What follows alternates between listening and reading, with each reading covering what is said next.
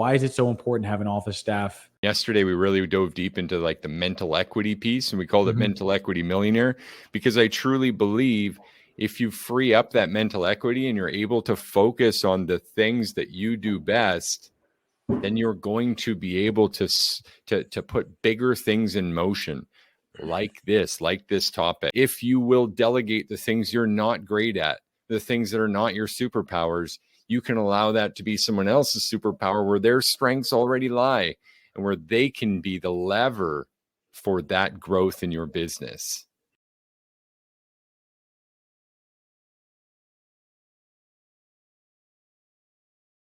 Hello, good day. Welcome back. It's Friday. It's our day, and you are back on Electricpreneur Secrets, the premium service electricians podcast, where we help you master sales, simplify pricing, and deliver premium level electrical service. I'm Clay Newmeyer. With me, as always, Joseph, the sales bot, Lucani. As you can see below, Clay Newmeyer is not put there, but the pleasant peasant is back from north of the border, up where there's snow in the mountains at this point, Joe. I had to look out the window to confirm that as I said it. But my brother, how are you doing today? I am cold. Man, it's weird. It's like New York always has this temperature where it feels like it just punches you in the nads out of nowhere. Like it's rainy or it's cold or it's hot. So right now we're supposed to get 10 inches of rain in the next 4 hours. Wow. Yeah. So that's like you're on the floodplain here again. Pretty much, yeah. So like if I suddenly stop talking on this podcast, it's because internet cut out, but we're gonna power through it to the best of our ability. What about you, man? How you holding up? Well, I just got this visual of you taking on water through the windows of the house and just filling up the office here. So, well, one thing that your boy is proud of is that when we had this house built and did all the landscaping excavation, we have everything pitched away. We have an awesome drainage system. So even in my subterranean lair, I am not worried about water coming in. And great landscapers in which you've placed some trust. So you know what? I believe you. I think we're going to be all right. I'm doing well, man. We actually, we got a new vehicle last week, a new used vehicle. New for you. With a rooftop tent. And we're looking forward to getting back to forest and a little bit of nature this weekend. Much needed no screen time days where there's no cell service. And that's exactly where we're going. So pretty pumped up about that, man. Otherwise, it's still Friday. There's still work to do. We got great stuff for you guys today. Listening, watching in. If you're live with us on Electricpreneur Secrets, the Facebook group, engaging with us, please say hello. Let us know how your week went. Let us know what you're excited about going into the weekend. And let us know if you hired someone to take over that office yet. Gosh, that's important stuff. And today's episode, we're going to talk about the office leverage you might not even be aware of that you have with that person in play.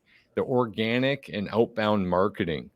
We've even got a win to share, Joe. I know, and I'm super proud of that win. Where should we start?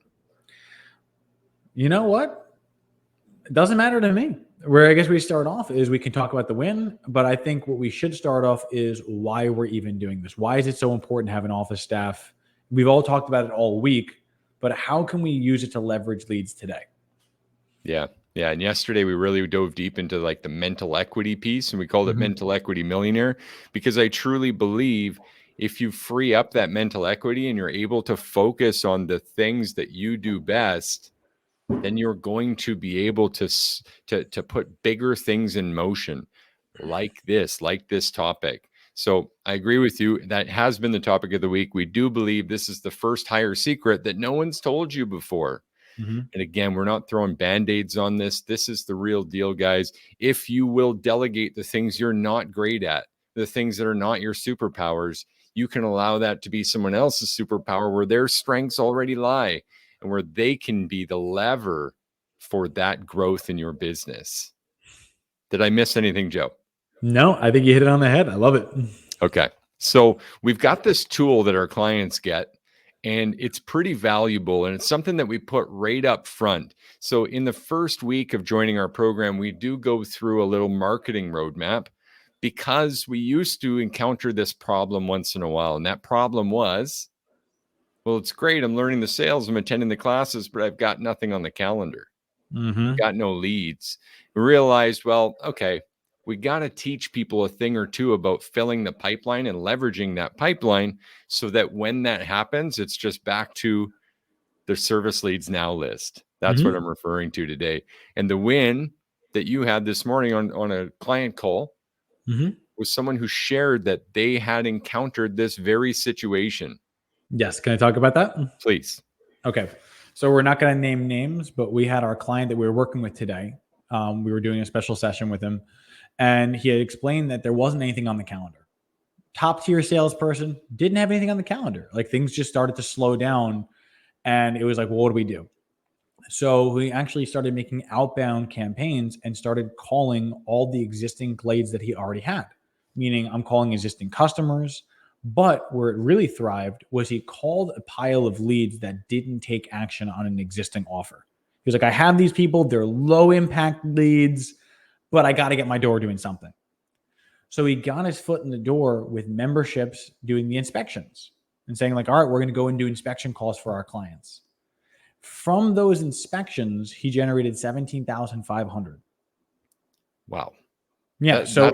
That's not a small amount from nothing to 17.5. Correct. So where the win lied was that a lot of us believe that the only leads with intention are the ones directly in front of us, when often it's the people that haven't been answered in the past. They gave you their number somehow. They showed somehow that they had faith in you to want to talk to them. The only person that's going to say no is them. If they don't want to say no, there's no reason for you to stop calling. No reason to assume it, if I could say that. Exactly. Right? Like, some of us were like, oh, I don't want that right now. Okay, I'll talk to you later. And we hang up and we never touch that call. So something that we can say is, I'm happy to help. I understand where you're coming from. Before we get off this call, I just have one last question, if you'd be so kind. Is this a not now project, or is this a not ever project? The reason being is, I don't want to be a pest to you, and I only want to be in contact if you feel like this is something that's going to benefit you. So just so I know not to follow up with that reason, is it that you're never going to want to do this again, or it's just not right now? 100%. Great question. I want to give like a special thank you and a congratulations and an applause all at once, because this guy, this great client, just followed the play. And sometimes we complicate things to the point of like ridiculousness. I've done it too. Joe's done it too. We've all been there, to this place where our ego tends to get in the way of our actions. And I don't mean ego like, oh, you're an arrogant prick. I mean, like, sometimes your ego actually is about scarcity too. Sometimes your ego protects itself, right? And that's usually the stuff that gets in the way. And what I've seen out of this client and their team, that has not been an issue. So big congratulations to them. And it's just a massive, massive win for electricians everywhere, really. I agree. It is, because we get to share that with everyone who listens to this episode. And that is so valuable if we can get people to understand the value of that follow-up. Because as you brought into light there, and assuming that no is one of the most dangerous things we can do. Now, that said, have you ever heard time kills all deals? Yeah. I was going to say, so did emails, but yeah. So do emails. Nice. Okay, we're going to coin that. There's something coming around a meme with time and emails kill all deals, but please, I saw you put your hand up. Jump on in, Joe. Yeah, no, what I was just going to say was that this is one of the reasons where people say, oh, I can't hire a CSR, I can't hire an office manager because it's an expense that I can't take on. I want to shift the focus and say, like, all right, let's say that you're on a job right now, but you don't have work for Monday. Well, what do? Right? You could either not do the job you're on right now and delay cash that's coming in, or you can delegate this outbound to someone else. Now, we have outbound scripts, we have outbound processes. All you got to do is just sit someone and run the play. But the benefit is all they need is one sale. Just one sale, $1,000, $500, $600. It doesn't matter how the size of it is. But in this opportunity, it was thousands of dollars gained. Yep. So in that situation, if they made a $17,000 sale, wouldn't that have now paid for this person's position and then some for a period of time? Yeah, I mean, for a lot of office managers, I mean, that's almost half their salary if it worked that way and it was a simple attribution. But Yeah. exactly, it becomes an investment. And I may have said this before, but one of my great business mentors, Keith Cunningham, said this, and he said it so well. As one of his managers of of his many businesses came forward to him, and he asked at the monthly report, why are the expenses higher and the profits lower for this period in this business? And that manager had said, well, it's the rising costs of doing business. And he said, that's not good enough. There are no costs of doing business. There are just investments. Did these additional investments get new clients, or did they help us keep clients? Those are the only reasonable Mm, rises to those expenses. that's intense. And so this perspective shift is a huge decision maker help. And Ben's with us. Hey, Ben, nice to see you again, brother. What's up, Ben? It's a huge, huge piece to this perspective shift that I feel is required to really appreciate what an office manager, CSR, and the people in that office position can really help you do, the leverage that they give you. There's another quote I want to bring in here, and I think it's important to recognize. If you're at a hiring freeze, if you're just stuck in general, well, I tried hiring this position, it didn't go well last time. I tried this, it just didn't work out well. I can't see how, whatever's in the way, we've got to stop that, because what's important to realize is that your greatest success will come from the leverage of others, as in other people. Mm-hmm. You have to find people, find ways, build systems, and promote average people coming into becoming superstars under your umbrella, so that you have that stickiness, so that you've got these levers. Otherwise, you will always be what you are, which is overworked, underpaid, overwhelmed. Your family's feeling it. You're going home. You can't shut it off. They want more of you. You're giving less. This old dog won't hunt, Joe. Mm-hmm. Am I striking the pain point strong enough here? No, you are in a lot of big ways. And I'm sure there are some people out there that were listening and like, well, expenses come from other things. I mean, material cost more, labor cost more. It's like, yeah, no, we get that. But I also want to address the fact of what Clay's trying to say, in that if an investment makes you money by helping you help your clients or helping you keep your clients, then it's not an expense. And if you think about it, your office staff, by definition, then is never an expense. It's only an investment, because as you train them, that's the face of your company. Like if I can make a really unusual reference here, like we said that the office is the smile of the company, right? Yeah. Training them is no different than brushing your teeth. Would you brush your teeth every day to make sure your smile is sharp? 100%. And to So make why sure would there's you? no Cheerios stuck in there when I go to talk to the client. Exactly. So the fact is that if your team is constantly brushed up, wouldn't it make sense that they can shine better and serve better? Yeah. So that time is an investment that'll actually get your customers to say, yes, this is an experience that I want. Yeah, you may be a little bit more, but it's consistent and I like it and it's friendly and I feel wanted and welcomed here. You know what? I'll call SLE. They're a good company. Yeah. So that's one of those factors where I just did not want to pass that without touching on it. Last week when we gave away the value and price objection handle, and Mm-hmm. really like a deep rooted strategy, not just the surface level band-aid, as we keep saying, but a deep rooted strategy. And you talked about something as part of your response at the surface level was because of the before, during, and after value that we provide here at Service Loop Electrical, or whatever your electrical business name is. I just want to point out that before, during, and after are all impacted by this person in this position that we're talking about this week, right? Before is in the Brighter Day call process, which, by the way, we have linked to the value piece, the first Hire Secrets value piece that we're giving away this week. Want to grab that? Jump on Facebook and put your hand up for it, or jump on our website at serviceloopelectrical.com and reach out to us there, either through the chat bot that's on there or through one of the contact forms that you'll find there.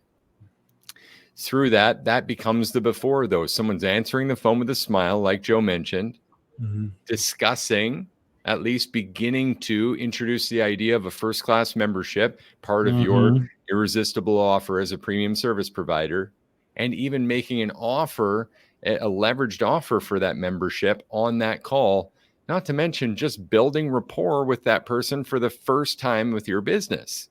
Sounds important, right? It's absolutely crucial, because I can imagine the best companies in the world with, let's say, I have the finest trained technicians. We run nothing but gold wire. Everything is mint. But then when they call your office, it's the same 1995 generic hold music, and all your customers are used to hearing is you're experiencing a higher than normal call volume. I don't care how good your techs are. If I got to wait, I'm calling someone else. So it's that first stage, and it's also so easily defendable. Do you mind if we touch a little bit on the before, during, and after? Because I feel like that was worth touching on. Yeah, keep going. So a lot of times people say, well, how do I handle objections when they argue about price?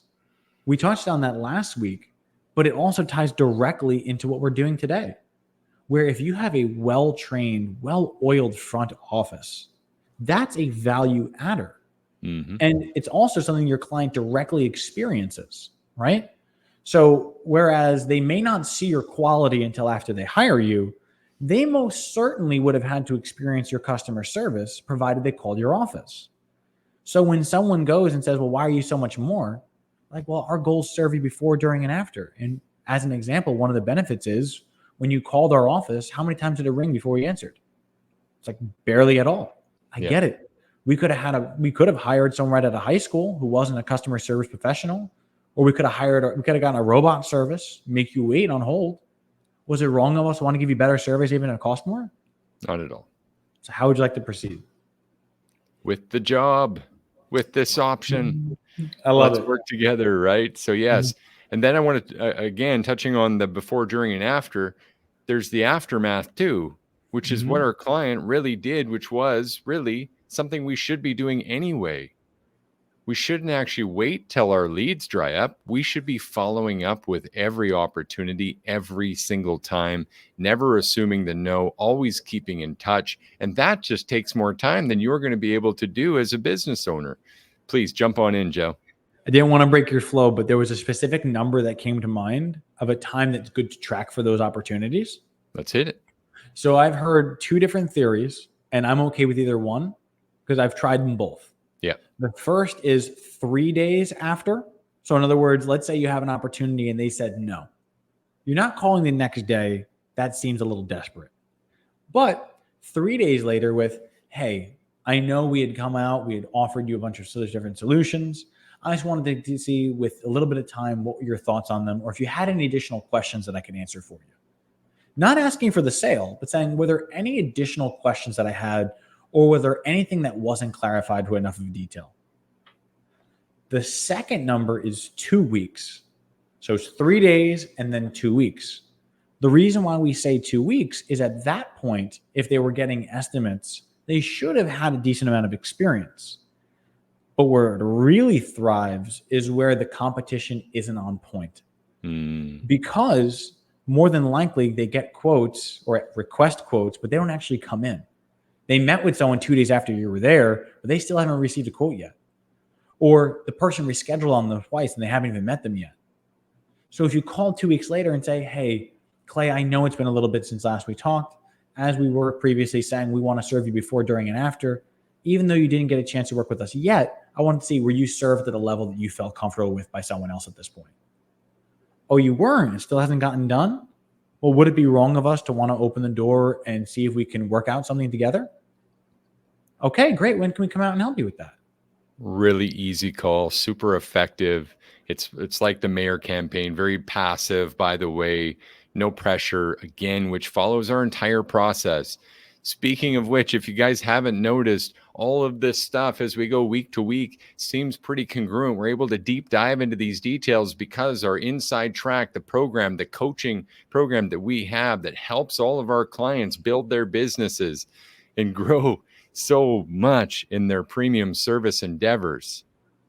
It's all through a specific strategic roadmap and all articulated so that this all flows off the tip of our tongues, but it's also right there in this package. So if you feel like you need help, you go ahead and reach out to us. Facebook's one of the best places, but again, on the website. That said, Joe, we don't have a ton more time, but there's a big piece I want to add into this, and it's this organic marketing piece, which again feeds into the big machine, feeds into the big before, during, and after. Really speaking of before, in client attraction and even client repeats, people that you've sold options to before but have unsold options already laid out. Would it be wrong of us to approach that again, knowing exactly what their needs, desires, and problems are? Wouldn't be wrong. Not at all. Crazy, right? So here's a little free tip that you guys could take use on, and I'll even call it an action item for you as you get this person in play, or if you delegate this to a marketing agency. Have you ever heard of a drip campaign, Joe? Yes, I have. I think it's absolutely awesome. We talked about how time kills all deals. One of the deals that kills is where you have a blank space between their initial awareness of you and your offer and the next touch point with you. This is really bad to not fill that space with more touch points, because there's a lot of science around how many touch points it takes for many of the clients or prospects that are out there to actually buy with you. And those touch points today would be quoted somewhere between 20 and 50 even for some buyers. There's very few that are buying today, and many, like 50% of your potential clients are buying in the future. They're not there yet. So shouldn't we have some value drips to help them get there, becomes the question. I would agree. And who better than an office manager, or again, if you're going third party, that's fine, but not you. You don't have time. It's probably not getting done effectively. But to take and make an email campaign that's going to send a weekly little promotional offer or some sort of value drip to those prospects that haven't bought everything you have to offer, that haven't taken you up on the highest level. And I know what people are saying and thinking. No one checks their emails anymore. That's what we call a generalization. Generalizations kill clarity. In our group, we definitely have clients that are sending email drip campaigns and causing further sales from them. Is it 100% effective? Of course not. Is it 50% effective? Of course not. But even if it was 10% effective, if you send an email and it brings you a client, is it worth it? Yeah. I mean, if you think about it, there's if I were to have 100 emails sent, but those 100 emails brought me $10,000 and I wouldn't have got them otherwise, I see that as a win. Because if you think about it, if I needed to mine for new leads with my pay per click or with my my Google CSM, LSA, the biggest issue that we're going to run into is it's just going to cost more and more and more. But at least now it's in your corner, and by you constantly exposing them, they get to have that connection maintained. And you never know what email it was that's going to make them say, you know what, that's it. But now you also have the data that you could use. So it's helpful. Retargeting, man. Now, to add another layer, I said I had a little secret for you. Here's this free value piece that you can use, take action on in those email drips. Go ahead and put a little line in there about visiting you on your Facebook page to get more useful home electrical tips from your team. And then make sure that on your Facebook and on your social media, you're doing those drips there too, and doing consistent posts, and make sure to be a person and engage with people personally, because people do business with who they know, like, and trust. And make sure to give a tip or two away each week to help homeowners for free, just like we do for you. Because value is what connects with people these days. It's what gives you another dimension in your marketing, and that dimension is trust. And if you did that, and you were able to continually be in front of the people who aren't done buying from you yet, what are the chances they will buy from you more? I mean, why wouldn't they? They're going to keep the cycle, because as long as you've served them well, you're a consistent experience, you become a safe bet. And people are willing to pay more for a safe bet. And then the final icing on the cake is to recognize that you're not just advertising, you're not just marketing to potential clients or bettering clients and that relationship with you, you're also marketing to potential staff. And you're attracting people to your brand. And the more you show up and look like a premium provider and someone who cares about people, helping people realize their potential, helping homeowners realize their better quality life, you'll have more electricians lined up to work with you as well. And that is the power we wanted to get into today, with the leverage of having this office manager, CSR, that 3-dimensional effect on your company. And we got a couple of comments. Ben says external and internal customers. Absolutely, man. That's a great way to look at it. And Austin Matthews checking in from Disney World, Animal Kingdom Lodge. Thanks, brother, for showing up for this, even when you're with your family on vacation. Make sure to enjoy. Whew. Joe, we're running out of time. I gave a big action item. Do you have an all-star, maybe separate, or to tag onto that? Or should we come up with something? All right. I think I can. Take it away. Okay. So a lot of times we worry about not having the leads immediately, right? And then when the time comes for us to try and find something, it ends up feeling like a scramble. So what I'm going to suggest today are steps that you can take, that you can assign as a KPI, that makes it so that it's less scary in the future. Love it. So after you've worked with your client, right, let's say your CSR is now taking the call and it either goes yay or nay. They either got on the calendar or they didn't. Any client that you got their information that didn't make it to the calendar, I want you to add it to a list. The reason being is that when there comes a time when you don't have calls, you have a list of people that weren't served by you. And if nothing else, you can follow up to see if they had their needs met. Bare minimum. Hey, I know you called us a couple weeks ago and you were talking about having a renovation done. I know we weren't able to help you with that. I just wanted to make sure it was taken care of to the standard you felt comfortable with. At the very least, hey, I show that I care. B, I wasn't served. Well, would you still be interested in getting that taken care of? Yeah, no one gets back to me. Come on by. Okay, now I've got my opportunity for a lead. So instead of having to force someone to dig backwards, if they just write a couple of them down, that list will organically grow and you'll be able to tap into that in the future. Love it, Joe. Big time. That was a huge finish to a Friday and another great week on Electricpreneur Secrets, the Electricians Podcast, episode 167. We managed to overcome the 25,000 downloads feat this week. Joe, super pumped about that. Want to thank all of our listeners. And you know what? We're just proud to be able to show up and help electricians like no one's done before. We deserved this a while ago. It's about time we have this. So thanks for showing up. Thanks for showing up for yourself and us, and keep on doing so. And maybe consider taking action on building your business up by hiring this office position if you haven't yet. Thank you, Joe. Hoping you have a great weekend, brother. That's it.